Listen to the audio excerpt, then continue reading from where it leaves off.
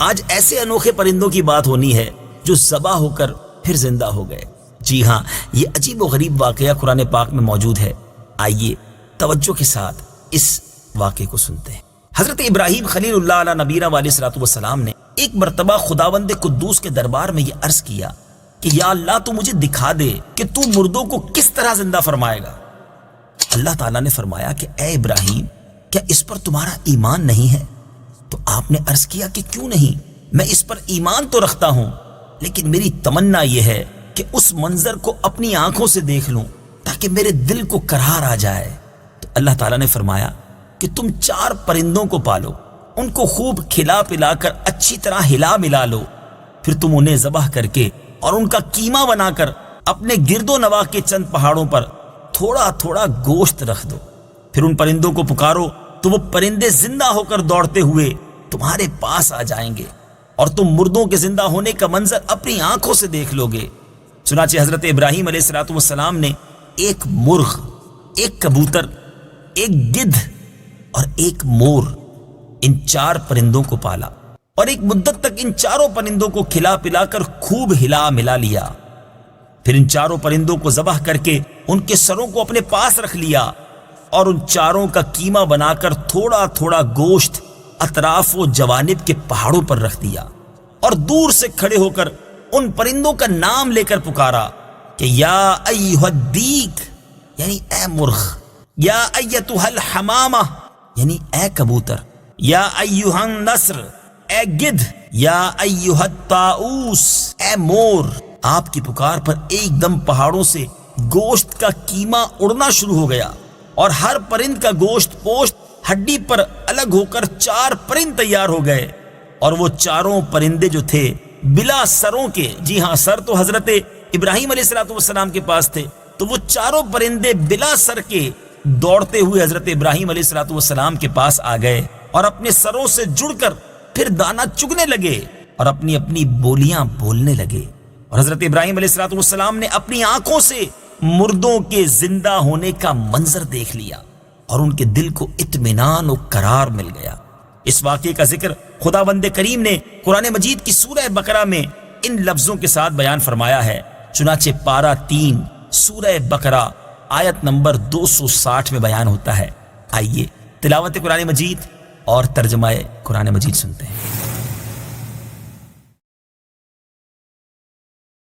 وَإِذْ قَالَ إِبْرَاهِيمُ رَبِّ أَرِنِي كَيْفَ تُحْيِي الْمَوْتَى قَالَ أَوَلَمْ تُؤْمِنْ قَالَ بَلَى وَلَكِنْ لِيَطْمَئِنَّ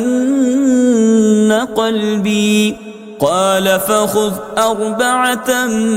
من الطير فصرهن إليك ثم اجعل على كل جبل منهن جزءا ثم ادعهن يأتينك سعيا واعلم أن الله عزيز حكيم۔ ترجمہ۔ اور جب ابراہیم نے عرض کی اے میرے رب تو مجھے دکھا دے کہ تو مردوں کو کس طرح زندہ فرمائے گا، اللہ نے فرمایا کیا تجھے یقین نہیں؟ ابراہیم نے عرض کی یقین کیوں نہیں، مگر یہ چاہتا ہوں کہ میرے دل کو قرار آ جائے۔ اللہ نے فرمایا تو پرندوں میں سے کوئی 4 پرندے پکڑ لو، پھر انہیں اپنے ساتھ مانوس کر لو، پھر ان سب کا ایک ایک ٹکڑا ہر پہاڑ پر رکھ دو، پھر انہیں پکارو تو وہ تمہارے پاس دوڑتے ہوئے چلے آئیں گے، اور جان رکھو کہ اللہ غالب حکمت والا ہے۔ میٹھے میٹھے اسلامی بھائیوں، آپ نے یہ واقعہ سنا، قرآن کی تلاوت بھی سنی اور ترجمہ بھی سنا۔ اب اس مبارک واقعے سے ہمیں درس کیا ملتا ہے؟ سبحان اللہ، علماء نے اس مبارک قرآنی واقعے کے بڑے پیارے پیارے مدنی پھول ہمارے لیے بیان کیے ہیں۔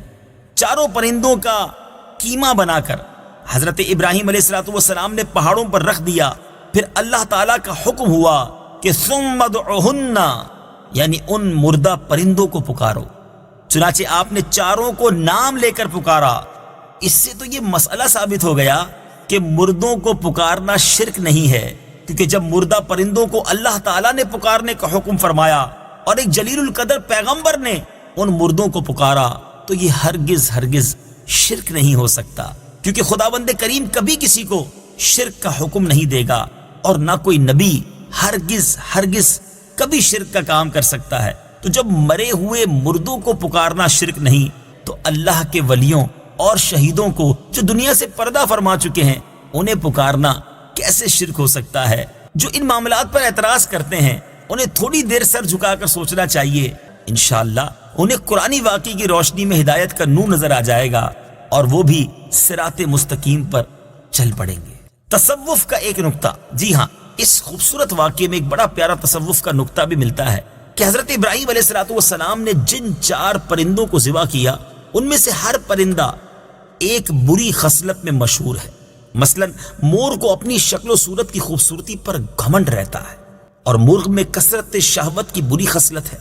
اور گدھ میں حرص اور لالچ کی بری عادت ہے، اور کبوتر کو اپنی بلند پروازی اور اونچی اڑان پر غرور ہوتا ہے۔ تو ان چاروں پرندوں کے ذبح کرنے سے ان 4 خصلتوں کو ذبح کرنے کی طرف اشارہ ہے کہ چاروں پرند ذبح کیے گئے تو حضرت ابراہیم علیہ السلام کو مردوں کے زندہ ہونے کا منظر نظر آیا اور ان کے دل میں نور ایمان کی تجلی ہوئی، جس کی بدولت انہیں نفس مطمئنہ کی دولت مل گئی۔ تو جو شخص یہ چاہتا ہے کہ اس کا دل زندہ ہو جائے اور اس کو نفس مطمئنہ کی دولت نصیب ہو جائے تو اس کو چاہیے کہ مرغ ذبح کرے، یعنی اپنی شہوت پر چھری پھیر دے، اور مور کو ذبح کرے، یعنی اپنی شکل و صورت اور لباس کے گھمنڈ کو ذبح کر ڈالے، اور گدھ کو ذبح کرے، یعنی حرص اور لالچ کا گلا کاٹ ڈالے، اور کبوتر کو ذبح کرے، یعنی اپنی بلند پروازی اور اونچے مرتبوں کے غرور پر چھری چلا دے۔ اور اگر کوئی ان چاروں بری خصلتوں کو ذبح کر ڈالے گا تو انشاءاللہ عز و جل